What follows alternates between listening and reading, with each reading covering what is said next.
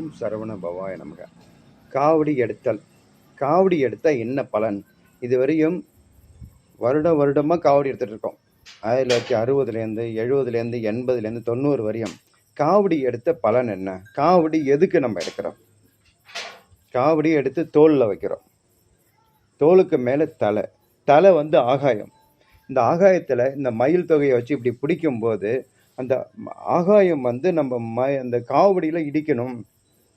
ஓம் சரவண பவாய நமக என மந்திரத்தை சொல்லிட்டு நம்ம சரீரம் ஆத்மா ரெண்டே இருக்கு.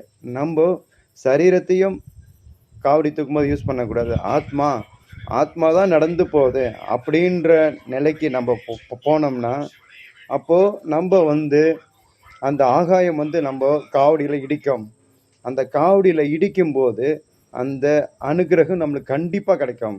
அப்போது நம்ம ஆத்மா தான் போகுது, சரீரம் இல்லை அப்படின்ற நினப்பில் நம்ம போனோம்னா கண்டிப்பாக முருகப்பெருமானோட அனுகிரகம் கிடைக்கும். தலை ஆகாயம். அந்த ஆகாயம் நம்ம மயில் தொகையில் இடிக்கும்போது பசுமையாக இருக்கும். அந்த மயில் தொகை அன்னைக்கே இறைவன் அனுகிரகம் கிடைச்சிடும். அதே மாதிரி நம்ம மயில் கூட வரும், கூட குறுக்க போவோம். அப்போ நம்மளுக்கு தெய்வ தரிசனம் கிடைச்சிருச்சு.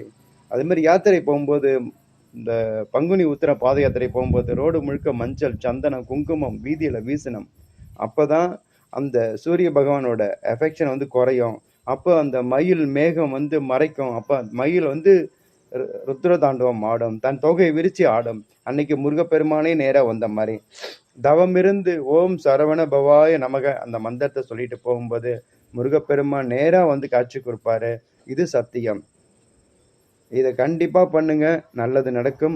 தலை தான் ஆகாயம். ஆகாயத்தில் காவடி இடிக்கணும். அப்போ ஆத்மா தான் போகுது, சரீரம் இல்லைன்ற நினைப்போட போனால் வெற்றி ஜெயம். ஓம் சரவண பவாய நம.